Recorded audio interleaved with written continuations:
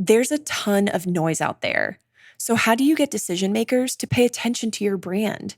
Start a podcast and invite your ideal clients to be guests on your show. Learn more at sweetfishmedia.com.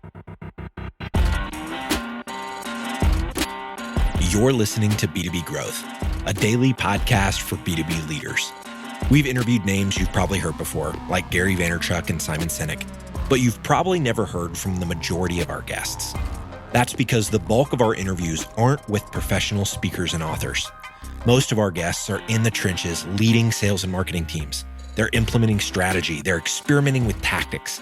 They're building the fastest growing B2B companies in the world. My name is James Carberry. I'm the founder of Sweetfish Media, a podcast agency for B2B brands, and I'm also one of the co-hosts of this show. When we're not interviewing sales and marketing leaders, you'll hear stories from behind the scenes of our own business. We'll share the ups and downs of our journey as we attempt to take over the world. Just kidding. Well, maybe. Let's get into the show.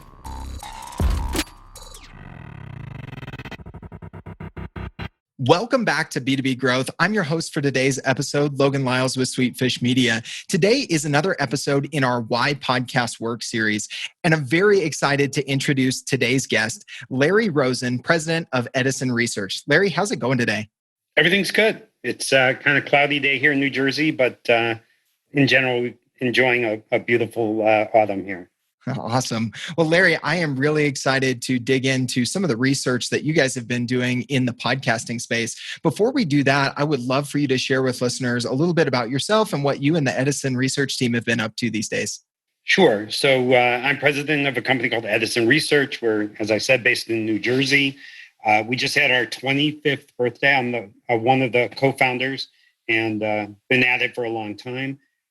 We have two areas of sort of research expertise. The first one that doesn't relate too well to what we're talking about today, but people find very interesting, is we do the exit polls for the television networks on election night. So no matter which channel you're watching, if NBC says according to our NBC exit poll or CNN says according to our CNN exit poll, there's actually just one exit poll, and the networks pool their money together and hire a company to do that. We've been doing that since the 2004 presidential cycle. And gearing up for 2020. But much more related to today's topic, we have a deep background in any research to do with anything in the world of audio, both here in the United States and around the world. And so that includes pretty much anything, broadcast radio, streaming audio, of course, podcasts, audio books, et cetera, really the whole universe of audio. And we've been deeply researching that for all of our 25 years. Yeah, I love how you guys have been taking all of your research chops and applying them to podcasting. So as you and I were talking, Larry, offline a little bit, you mentioned this research that you guys have been doing for a while called the Infinite Dial, and podcasting has been included as part of that research since 2006. So as we dive into some of the questions I've got for you about where podcasting is headed, some of the trends that you're seeing, give us a little bit of background there. You know, what is this research about? How did podcasting come into the mix of it and things like that? Right. So this is an annual survey we've been doing, believe it or not, since 1998. So over 20 years now. And we are tracking trends really in the digital media space. And so it started out looking at just watching video or listening to any form of audio through the internet. You know, in 1998, you're still in the very early days of really the internet, but certainly of any kind of media consumption through the internet. And so we've been trying to get on top of every trend as they've emerged. And so we were, I think, rather early to start looking at podcasting within the space in 2006, when it was really just a baby medium. So we have a lot of amazing trending data in that study forward year on year since 2006. The basic idea of the study is, you know, the radio dial, as it's referred to, used to be really the sum total of what someone could listen to other than listening to CDs or cassettes before that, or et cetera. And the implication of this idea was that that dial now stretched forever, right? You can listen to broadcast radio, but now you can listen to streams and podcasts and digital audiobooks and any of a million other things. And so it's a dial that instead of just going from 88 to 108 on your FM dial, it's a dial that kind of stretches on forever and you can listen to anything you want. So that's the basic idea of the research. And it's been heavily adopted by the podcasting industry as sort of the metrics that everyone agrees on in terms of tracking development and growth in the space. I love that visual analogy there. I hadn't even connected that and where the name, the infinite dial, came from, but it definitely is applicable there. So what were some of the things that led you guys, Larry, to be early movers in the podcasting space and include podcasting several years back? I mean, close to 15 years ago, you're including podcast research in this annual survey that you do. And there are a lot of folks that are just now kind of waking up to this huge uptick in the podcast space. So what were some of those early indicators for you guys?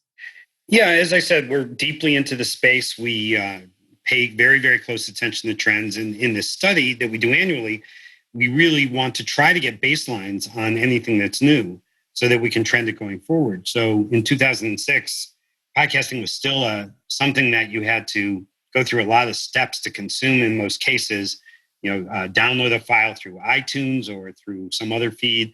And to listen to it remotely, you had to move that file onto an iPod or something. But it's really great that we got those, because now we have these amazing trending graphs that show, podcasting going from something that wasn't very well known to now known among, a huge percentage of all Americans, something that was done, listened to ever by a tiny fraction of people. And in our most recent study, more than half of everyone, 51% of the US population, said they've ever tried or ever listened to a podcast. So I would say it's been fortuitous that we got ahead of it, because a survey has a lot of value, but when you trend survey data, that's when it takes on often very heightened value, because you see the changes over time.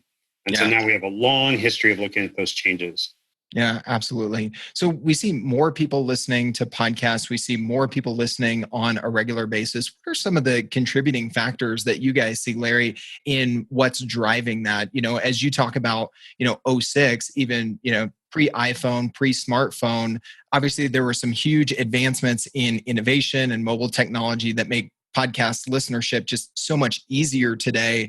That maybe that's included. What are some of the other things that you see that are contributing to this huge uptick in people that are listening to podcasts, starting to listen to podcasts, and starting to spend more of their content consumption time with podcasts? Yeah, it's a lot of things. As you correctly said, technology has been a big part of it. Many people date things really changing to when, at least on the Apple system, when there was a dedicated app that came with your iOS when you turned on your phone, basically, to really make it much, much easier to listen to podcasts, followed by other apps that you could download and things like that. So there's the technological changes, and then you can't ignore the content, the explosion in content, really. There was already quite a lot of good content. And then, for instance, when the people at This American Life launched Serial, that's still the one that people correctly refer to as the first one to get that sort of water cooler type buzz. If you think back, everyone had this experience somewhere along the chain with Netflix. Have you watched, fill in the blank, House of Cards, Orange is the New Black, or something? What's that? It's a show on Netflix. What's that? It's a service that you stream. Oh, could you show me how to get it, or tell me how to get it, et cetera? Podcast kind of went through the same thing, and Serial was probably the first show that had that same kind of quality to it. Have you listened to Serial? No, what's that? It's a podcast. What's a podcast, et cetera? So, that kind of dates to 2014 as the beginning of this big rise. And now, of course, there's been so much content that's been created. So really anything you might be looking for, you can find, on top of which there's so much more marketing and discussion of podcasts. So they feed upon each other and sort of created a bit of a cycle that makes it bigger and bigger. And then most recently, the streaming services, in particular Spotify, but also Pandora and others, have really pushed podcasting much farther forward in their apps, so that if you're a regular Spotify user and you only thought of it as a music app, now they're trying to make you aware of or remind you of the existence of podcasts and really enhance the ease of use of that as well. So it keeps getting new ways that people can discover it, new ways that people can consume them. And I think there's still a lot of upside remaining. Yeah, absolutely. In a previous episode on this series, I was talking with Sam Balter from HubSpot, and we were talking about the change that has happened over the last year with Google transcribing podcasts and audio content working its way into Google search results, addressing the discoverability issue that's been there for a few years with podcasts. Curious, as you're looking at, you talk about technology kind of streamlining things and increasing that ease of use and therefore the adoption of listening to podcasts. What impact have you guys seen or do you see coming with smart speakers, whether it's, Alexa or Google Home or others having on this space, Larry? I think there's all kinds of potential. I don't think much of it has been realized yet. In every case that I'm aware of, listening to a podcast through a smart speaker is often clunky and somewhat difficult. And in particular, there's really two kinds of podcasts. I would say the majority of them are episodic like this. And so I think of Wait, Wait, Don't Tell Me from NPR. It's something that maybe you could listen to for a week and then it's going to be hard to listen to. So that one works pretty well because it's going to find the most recent episode and play it for you. And that's an episode talking about the most recent news, etc. The flip side is shows like Serial, as I mentioned before, any of these more episodic shows that have a beginning, and they just don't know how to get you easily to the beginning of those shows and allow you to listen episode 1, 2, 3, 4, 5, the way back to video. Netflix, obviously you start the first one and it'll just fire up the second one as soon as the first one ends, etc. So they haven't really worked out the interface all that well in many cases. Getting the show you want, listening to it in the order you want, it's just not always that easy to date. I'm sure they're going to iron that out over time. So I do think the smart speaker is an enormous opportunity for any form of audio, and you have to be on there and you have to be available. But to date, podcasting isn't all that easy through that. And so unless you're going to, you can kind of use your smart speaker. I always refer to it as a dumb speaker in certain ways. You can actually stream it from your phone and send the signal through Bluetooth to those speakers so the sound comes out. That actually works pretty well, but just the normal voice interface doesn't work all that well. Yeah, I've done that with my Google Home Mini, actually, pulled up a podcast in my favorite podcasting app, which is actually Pocket Casts, and then casted it to my smart speaker. I've also used it. One thing I've noticed is that with the Echo from Amazon, there has to be a skill built in order to be able to play that podcast, whereas with Google Podcasts, as long as your podcast is live in that directory, then there's not work that you necessarily need to do to have your show listed there. Oftentimes it's happening automatically. So there's a lot of things. You bring up a really good point. I've tried that with my smart speaker of playing the latest episode. That tends to work really well. But if I'm trying to find a specific episode, that may or may not, work as well. So I think those are all really good thoughts there, Larry. You mentioned that stat of about 51% of Americans having listened to podcasts, and that number continues to grow.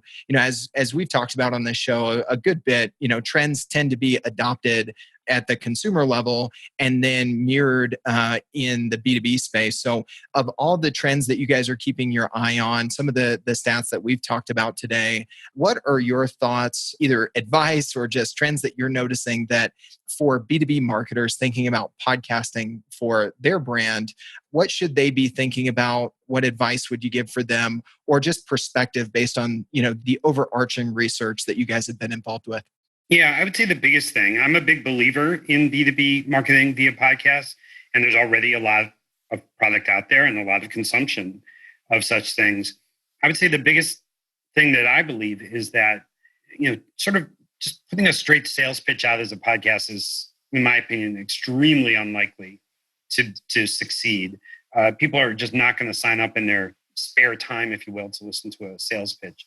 But if you're selling something, presumably you're some kind of expert in what that product or service might be.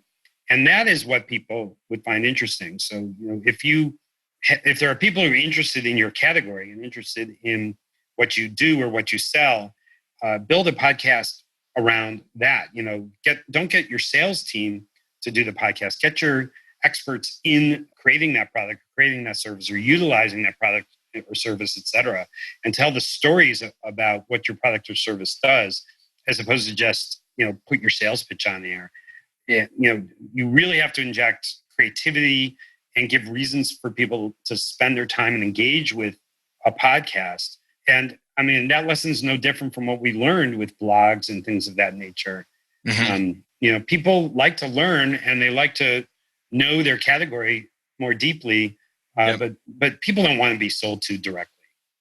Yeah, it's great advice. I mean, it's content and inbound marketing 101 that you're taking us back to there, Larry, and really, just applying those same solid marketing principles to another channel. I've heard some great marketing minds talk about, marketing, the tools, the channels, they will change, but knowing how to communicate with people and knowing how to communicate with them, as you indicate, educating them and telling them stories, that's not really going to change. So I think that's great advice. Larry, if anybody listening to this would like to continue the conversation with you, follow along with you and the team at Edison Research, or learn more about what you guys are up to, the studies you're releasing, what's the best way for them to reach out or stay connected with you guys, Larry?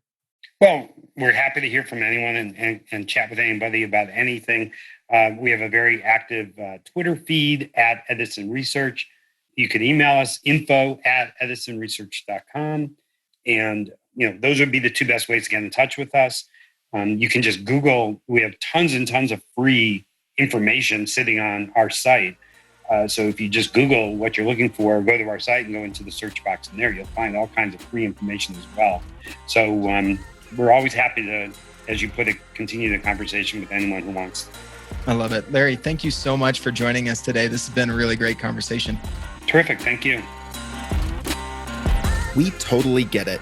We publish a ton of content on this podcast, and it can be a lot to keep up with. That's why we've started the B2B Growth Big Three, a no-fluff email that boils down our 3 biggest takeaways from an entire week of episodes. Sign up today at sweetfishmedia.com/big3. That's sweetfishmedia.com/big3.